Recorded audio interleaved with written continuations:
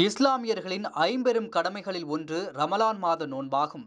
அதன் அடிப்படையில் ரமலான் மாதத்தில் அதிகாலை முதல் மாலை வரை உணவு உண்ணாமல் நீர் அருந்தாமல் இஸ்லாமியர்கள் நோன்பினை கடைபிடிப்பார்கள். ரமலான் மாதம் முதல் நாள் தொடங்கி தொடர்ச்சியாக 30 நாட்களும் நோன்பினை கடைபிடிக்கும் இஸ்லாமியர்கள் மற்றொரு கடமையான ஏழை எளியோருக்கு ஜகாத் எனும் உதவிகளை வழங்கி வருவார்கள்.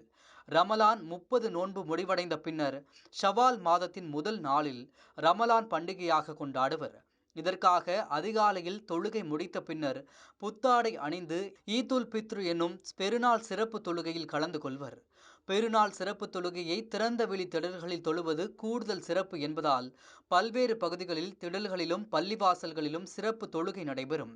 தொழுகைக்கு செல்வதற்கு முன்பாக ஏதாவது ஒரு ஏழைக்கு உதவி செய்ய வேண்டும். அடிப்படையில் 10 எனும் உதவியை வழங்கிவிட்டு தொழுகையில் ஈடுபடுவர். அதன் அடிப்படையில் மதுரை மாவட்டம் எலிஸ் நகர் பகுதியில் தமிழ்நாடு தவ்ஹீத் ஜமாத் அமைப்பின் சார்பில் ரமலான் சிறப்பு தொழுகையில் நடைபெற்றது.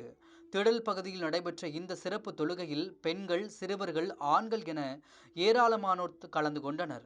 இதேபோல் தமுக்கம், மீனாம்பாள்புரம், திருமங்கலம், மேலூர், வில்லாபுரம், தெற்கு வாசல் ஆகிய பகுதிகளில் உள்ள திடல்களில் தமிழ்நாடு தவ்ஹீத் ஜமாத் மற்றும் JAQ அமைப்பினர் சார்பில் ஏராளமான இஸ்லாமியர்கள் பெருநாள் சிறப்பு தொழுகையில் ஈடுபட்டனர். இதேபோன்று புறநகர் பகுதிகளிலும் ஏராளமான இஸ்லாமியர்கள் பெருநாள் திடல் சிறப்பு தொழுகையில் ஈடுபட்டனர்.